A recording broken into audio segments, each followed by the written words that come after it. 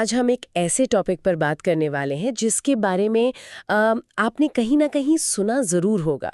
आकर्षण का नियम, लॉ ऑफ अट्रैक्शन। हाँ बिल्कुल। अक्सर ना इसे थोड़ा रहस्यमयी या जादुई सा बना दिया जाता है। सही बात है। लेकिन आज हम इसे जरा अलग नजरिए से देखेंगे, थोड़ा लॉजिक लगाकर, थोड़ा एनालिटिकल तरीके से। हाँ। जैसा रॉब डायल ने अपने पॉडकास्ट द माइंडसेट मेंटोर में समझाया है। कोशिश ये समझने की है कि ये सिर्फ सोचो और मिल जाएगा वाली बात से कहीं ज्यादा गहरा कैसे है, असल में ये काम करता कैसे है। बिल्कुल, वो कैसे वाला सवाल बहुत जरूरी है। हाँ, और ये शायद उन लोगों को भी इंटरेस्टिंग लगे जो खुद को बहुत प्रैक्टिकल मानते हैं या साइंटिफिक सोच रखते हैं, और उन्हें भी जो थोड़ा स्पिरिचुअल हैं। क्योंकि सवाल यही उठता है, अगर ये काम करता है तो कैसे, और अगर ये सिर्फ सोचने से नहीं होता तो वो क्या चीज है जो लोग अक्सर मिस कर जाते हैं। बिल्कुल। चलिए एक छोटी सी बात से शुरू करते हैं। कभी ऐसा हुआ है आपके साथ कि किसी से मिले और पता नहीं क्यों लगा कि कुछ गड़बड़ है? हाँ, होता है। या बिल्कुल उल्टा, किसी से मिलते ही एकदम से लगा कि हाँ, इनसे बात बनेगी, एक कनेक्शन सा महसूस हुआ? हाँ बिल्कुल होता है, वो जिसे वाइब्स कहते हैं। एग्जैक्टली। ये जो वाइब्स वाली बात है, शायद यहाँ से शुरू करना अच्छा रहेगा। चलिए इसे खोलकर समझते हैं। ठीक है। तो सबसे पहले ये आकर्षण का नियम, इसका बेसिक आइडिया क्या है?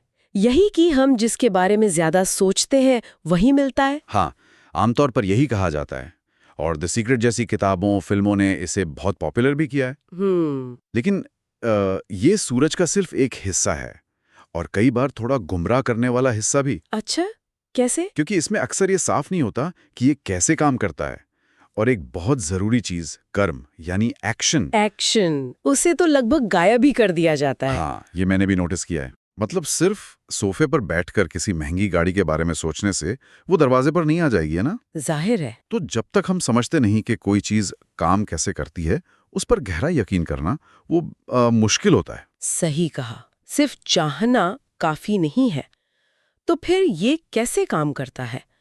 रॉब डायल इसे वाइब्रेशन के लेवल पर समझाते हैं, कंपन। बिल्कुल। देखिए, विज्ञान भी हमें बताता है कि इस यूनिवर्स में हर चीज एनर्जी है, और हर चीज वाइब्रेट कर रही है। हर चीज? ये टेबल, ये माइक? हाँ, ये टेबल, ये माइक, हमारा शरीर, सब कुछ मॉलिक्यूलर लेवल पर हर एटम वाइब्रेट कर रहा है। ये कोई नई या स्पिरिचुअल बात ही नहीं है, ये तो बेसिक फिजिक्स है। ठीक है, मान लिया सब कुछ वाइब्रेट कर रहा है, लेकिन तो फिर एक इंसान और एक टेबल की वाइब्रेशन में क्या फर्क है? हाँ, यहीं पर बात इंटरेस्टिंग हो जाती है। देखिए, एक निर्जीव चीज जैसे टेबल, उसकी वाइब्रेशन की फ्रीक्वेंसी, कंपन की गति, वो स्थिर रहती है। ओके। शायद ये है कि हमारी और उनकी एनर्जी, या कहिए वाइब्रेशनल फ्रीक्वेंसी, उनमें एक तरह का तालमेल बन रहा है। अलाइनमेंट जैसा? हाँ, अलाइनमेंट। वो एक दूसरे को सपोर्ट कर रही हैं। कंस्ट्रक्टिव इंटरफेरेंस जिसे कहते हैं। और बुरी वाइब्स? वो तब होता है जब फ्रीक्वेंसी मैच नहीं करती या एक दूसरे से टकराती हैं। डिस्ट्रक्टिव इंटरफेरेंस हमें अनकंफर्टेबल लगता है। और ये सिर्फ स्किन के टच तक नहीं है, ये हमारे चारों तरफ एक एनर्जी फील्ड जैसा होता है, वाइब्रेशनल फील्ड, जिसे दूसरे महसूस कर सकते हैं, चाहे सबकॉन्शियसली ही सही। तो हमारे विचार और भावनाएं सच में हमारी फ्रीक्वेंसी बदल रहे हैं? बिल्कुल, हर पल। ये फ्रीक्वेंसी वाली बात तो बहुत जरूरी लग रही है, लेकिन इसे कंट्रोल कौन करता है? हमारे विचार? पर कौन से वाले? दिन भर में तो हजारों ख्याल आते हैं। बहुत अच्छा सवाल है। यहीं पर हमें मन के दो हिस्सों को समझना होगा, जैसा रॉब डायल भी बताते हैं। पहला है हमारा चेतन मन, कॉन्शियस माइंड, जिससे हम अभी बात कर रहे हैं, सोच रहे हैं। हाँ बिल्कुल, जिससे हम लॉजिक लगाते हैं, सीखते हैं, सोचते हैं। ये हमारी जागी हुई अवस्था का मन है। लेकिन ये हमारी टोटल मेंटल एक्टिविटी का सिर्फ अंदाजन 5% ही कंट्रोल करता है। सिर्फ 5%? हाँ, और एक समय में ये एक ही चीज पर फोकस कर पाता है। और बाकी 95% वो कहाँ है? वो है हमारा अवचेतन मन, सबकॉन्शियस माइंड। ये हमारे लगभग 95% विचारों, विश्वासों, आदतों, भावनाओं और दुनिया को देखने के नजरिए को कंट्रोल करता है। 95%? हाँ, इसे आप एक बहुत बड़ी हार्ड ड्राइव या फाइलिंग कैबिनेट की तरह समझ सकते हैं। बचपन से आज तक जो भी देखा, सुना, महसूस किया, वो सब वहां स्टोर होता जा रहा है। फाइलिंग कैबिनेट ये बस जानकारी रखता जाता है। हाँ, और यही एक बहुत जरूरी बात है। अवचेतन मन वो लॉजिक नहीं लगाता, वो सही गलत का फैसला नहीं करता। अच्छा, चेतन मन से जो भी विचार या सुझाव बार बार आता है वो उसे सच मानकर स्टोर कर लेता है, चाहे वो सच हो या झूठ। ओह, जैसे अगर कोई बच्चा बार बार सुने कि तुम किसी काम के नहीं हो, तो उसका सबकॉन्शियस माइंड इसे एक फैक्ट की तरह दर्ज कर लेगा और धीरे धीरे ये उसका गहरा विश्वास बन जाएगा। बाप रे। इसका मतलब है कि अगर हम अनजाने में भी अपने बारे में नेगेटिव सोचते रहते हैं, जैसे मैं कभी कामयाब नहीं हो पाऊंगा या मुझे तो हमेशा बुरे लोग ही मिलते हैं, तो हमारा अवचेतन मन इसे सच मान लेता है, हमारी प्रोग्रामिंग का हिस्सा बना लेता है। बिल्कुल। और यही वो चीज है जिसे लॉ ऑफ अट्रैक्शन की जो ऊपरी बातें होती हैं उनमें अक्सर नजरअंदाज कर दिया जाता है। ये सिर्फ अभी इस पल में पॉजिटिव सोचने के बारे में नहीं है, ये उन गहरी सबकॉन्शियस प्रोग्रामिंग के बारे में है जो सालों से हमारे अंदर चल रही है। सोचिए 95% हिस्सा हमारे वाइब्रेशंस को कितना ज्यादा कंट्रोल करता होगा। तो ये जो गहरी प्रोग्रामिंग है, क्या इसी को पैराडाइम कहते हैं? ये शब्द मैंने सुना है। हाँ, बिल्कुल सही, पैराडाइम। सालों से हमारे सबकॉन्शियस में जमा हुए विचार, विश्वास, आदतें, इन सब का कलेक्शन हमारा पैराडाइम बनाता है। ये दुनिया को देखने का हमारा चश्मा है एक तरह से। बिल्कुल, हमारा मेंटल ऑपरेटिंग सिस्टम। ये तय करता है कि हम क्या मानते हैं, क्या पसंद नापसंद करते हैं, हमारी भाषा, हमारा कॉन्फिडेंस लेवल, पैसों के बारे में हमारी सोच, रिश्तों के बारे में हमारे विचार, ऑलमोस्ट सब कुछ। और ये बनता कैसे है? बचपन से? हाँ, बचपन के अनुभव, हमारी परवरिश, हमारा कल्चर, हमारी एजुकेशन, ये सब मिलकर इसे बनाते हैं। कोई उदाहरण दे सकते हैं इसका, जिससे ये और क्लियर हो जाए? जरूर। मान लीजिए कोई इंसान है जो गरीबी में पला बड़ा है। हाँ। उसने बचपन से पैसे के बारे में नेगेटिव बातें सुनी हैं। जैसे पैसा कमाना बहुत मुश्किल है, अमीर लोग तो बेईमान होते हैं, पैसे से खुशी नहीं मिलती, ऐसी बातें। हाँ, सुना है ये सब। अब हो सकता है उसका चेतन मन, मतलब कॉन्शियसली, वो अमीर बनना चाहता हो, मेहनत भी करता हो, लेकिन उसका सबकॉन्शियस पैराडाइम पैसे की कमी और पैसे से जुड़ी नेगेटिविटी पर सेट है।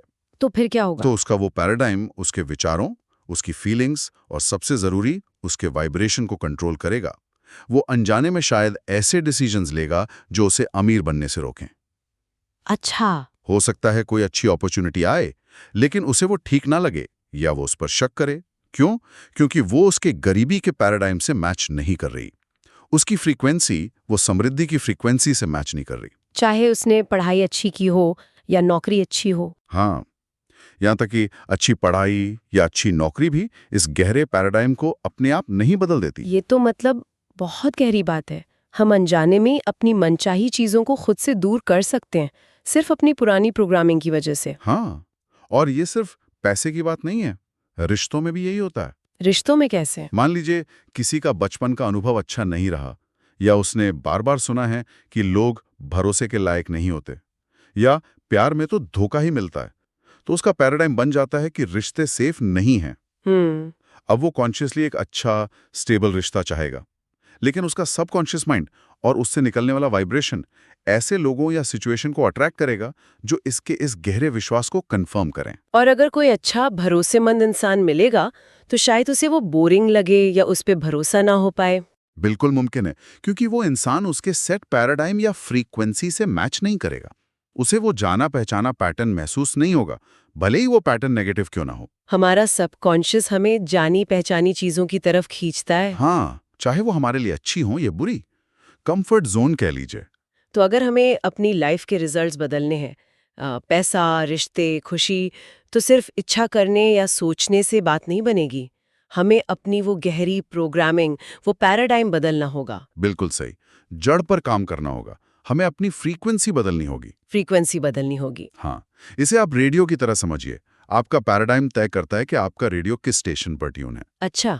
अगर आप AM 95.0 पर ट्यून है, मान लीजिए ये कमी या डर का स्टेशन है, तो आप FM 102.5 समृद्धि या प्यार का स्टेशन के गाने नहीं सुन सकते, चाहे आप कितना भी चाहें। आपको पहले अपना ट्यूनर घुमाकर सही फ्रीक्वेंसी पर लाना होगा। और ये ट्यूनर घुमाना, मतलब पैराडाइम बदलना, ये होता कैसे है? ये तो सालों की कंडीशनिंग है। क्या ये मुमकिन है? मुमकिन है, लेकिन आसान नहीं है, और रातों रात तो बिल्कुल नहीं होता। इसमें कॉन्शियस एफर्ट लगता है, लगातार कोशिश और समय। आपको पहले अपनी अभी की प्रोग्रामिंग को लेकर अवेयर होना होगा। बचपन की कौन सी बातें, समाज से मिले कौन से मैसेज, अपने खुद के कौन से नेगेटिव विचार हैं जो बार बार आते हैं, पहचानना होगा उन्हें। हाँ, फिर सचेत रूप से कॉन्शियसली नए पॉजिटिव और पावरफुल विश्वासों को अपने सबकॉन्शियस में डालना होगा। इसे आप एक तरह से अपने दिमाग की रीप्रोग्रामिंग कह सकते हैं। रीप्रोग्रामिंग ये कैसे होती है? क्या सिर्फ पॉजिटिव बातें दोहराने से, अफर्मेशन से? एफर्मेशन से एक टूल हो सकता है, लेकिन अक्सर वो अकेले काफी नहीं होते हैं, खासकर अगर वो सिर्फ मुंह से बोले जाएं और अंदर इमोशनल लेवल पर महसूस न किए जाएं। अच्छा, इमोशन जरूरी हैं। हाँ, याद रखिए, सबकॉन्शियस माइंड लॉजिक से ज्यादा इमोशंस की भाषा समझता है। इसलिए विजुअलाइजेशन मतलब मन में अपने लक्ष्य की तस्वीर बनाना और उसे महसूस करना, मेडिटेशन यानी आभार व्यक्त करना, और सबसे जरूरी अपने नए विश्वासों के हिसाब से छोटे छोटे एक्शन लेना, ये सब मिलकर काम करते हैं। आपने कहा एक्शन लेना। यहाँ पर वो कर्म वाली बात आती है जो आपने शुरू में कही थी कि अक्सर मिसिंग होती है। हाँ, और ये बहुत बहुत जरूरी है। द सीक्रेट जैसी चीजों की सबसे बड़ी कमी शायद यही है कि वो एक्शन के महत्व को कम करके दिखाते हैं। आप दुनिया की सबसे पॉजिटिव सोच रख लें, सबसे हाई फ्रीक्वेंसी पर वाइब्रेट कर लें, लेकिन अगर आप घर बैठे रहेंगे तो मौके दरवाजा खटखटाने नहीं आएंगे। सही बात है।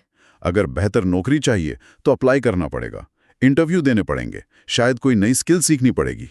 अगर अच्छा साथी चाहिए तो बाहर निकलना होगा, लोगों से मिलना होगा। तो विचार, भावना, वाइब्रेशन ये सब अंदर का काम है और कर्म बाहर का काम है। दोनों जरूरी हैं। न सिर्फ जरूरी हैं बल्कि एक दूसरे से जुड़े हुए हैं, इंटरकनेक्टेड हैं। कैसे?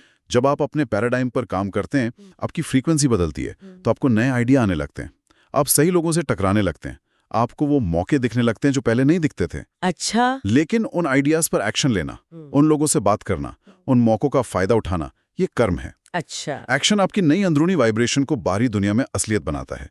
इसे आप लॉ ऑफ एक्शन कह सकते हैं, जो लॉ ऑफ अट्रैक्शन का ही हिस्सा है, अलग नहीं है। ये बात बहुत जरूरी है समझना, क्योंकि कई लोग शायद सिर्फ सोचते रहते हैं और फिर फ्रस्ट्रेट हो जाते कि कुछ हो क्यों नहीं रहा, वो एक्शन वाला पार्ट मिस कर जाते हैं। हाँ, या फिर वो एक्शन तो लेते हैं लेकिन उनका अंदर का पैराडाइम और वाइब्रेशन अभी भी पुराने पैटर्न पर ही होता है। ओह। तो उनके एक्शन के रिजल्ट भी पुराने जैसे ही मिलते हैं। मान लीजिए कोई बिजनेस शुरू करता है, ये एक्शन है, लेकिन अंदर ही अंदर उसे शक है कि वो सफल होगा या नहीं। ये पुराना पैराडाइम है, तो वो अनजाने में ऐसे फैसले ले सकता है जो बिजनेस को डुबो दे। इसलिए अंदर का काम और बाहर का काम दोनों साथ साथ चलने चाहिए। तो अगर हम पूरी प्रोसेस को एक बार समेटें, हमारे कॉन्शियस विचार जो बार बार दोहराए जाते हैं वो सबकॉन्शियस में जाते हैं, वहां वो हमारी गहरी प्रोग्रामिंग यानी पैराडाइम बनाते हैं। ये पैराडाइम हमारी फीलिंग्स और बॉडी की वाइब्रेशन या फ्रीक्वेंसी को सेट करता है, और फिर ये फ्रीक्वेंसी हमारी बाहरी दुनिया में वैसे ही लोगों, हालात और मौकों को अट्रैक्ट करती है। और इस सब को कामयाब बनाने के लिए हमें अपनी नई वाइब्रेशन के मुताबिक एक्शन भी लेना पड़ता है। क्या ये सही समझा मैंने? आपने इसे बहुत अच्छे से समराइज किया। बिल्कुल यही है, और ये याद रखना जरूरी है कि ये एक लगातार चलने वाली प्रोसेस है। अपने सबकॉन्शियस को रीप्रोग्राम करने में टाइम लगता है। अगर 20, 30, 40 साल की पुरानी प्रोग्रामिंग है तो वो कुछ दिनों या हफ्तों में पूरी तरह नहीं बदलेगी। पेशेंस और कंसिस्टेंसी मतलब धैर्य और लगातार कोशिश बहुत जरूरी है। हमें अपनी बचपन की प्रोग्रामिंग को देखना होगा। हाँ, समझना होगा कि उसमें से क्या अब हमारे काम का नहीं है और उसे कॉन्शियसली बदलने की कोशिश करनी होगी। और शायद खुद पर थोड़ा रहम भी करना होगा, है ना? क्योंकि पुरानी आदतें और विश्वास इतनी आसानी से नहीं जाते। निश्चित रूप से ये एक सफर है, कोई जादू की छड़ी नहीं। उतार चढ़ाव आएंगे, लेकिन जरूरी यह है कि दिशा सही हो और कोशिश जारी रहे। खुद से पूछें, आप जो जिंदगी चाहते हैं उस जिंदगी को जीने वाले इंसान की सोच, उसकी फीलिंग्स, उसकी आदतें कैसी होंगी? फिर वैसा बनने पर काम करें। आपकी बाहरी दुनिया आपके अंदर का आईना होती है। तो इस पूरी बातचीत का सार क्या निकलता है?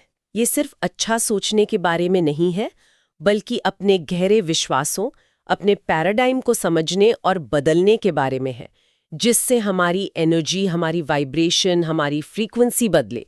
और फिर उस बदली हुई फ्रीक्वेंसी के साथ तालमेल बिठाते हुए एक्शन लेना, कर्म करना भी उतना ही, शायद उससे भी ज्यादा जरूरी है। बिल्कुल। और अंत में शायद हर सुनने वाले के लिए सोचने वाली बात यह है, मेरा मन अभी किस स्टेशन पर ट्यून्ड है? क्या ये वही फ्रीक्वेंसी है जो मुझे मेरे मन चाहे भविष्य की ओर ले जा रही है, चाहे वो बेहतर सेहत हो, रिश्ते हों, कामयाबी हो या खुशी हो? या मेरी पुरानी प्रोग्रामिंग मुझे वहीं रोके हुए है जहां मैं अभी हूं? जैसा कि श्रुत में कहा गया है, क्या आप सिर्फ सपने देखते रहना चाहते हैं या उन सपनों को हकीकत बनाने के लिए अपनी फ्रीक्वेंसी और अपने कर्म दोनों को बदलने के लिए तैयार हैं? चॉइस हमेशा हमारी ही होती है।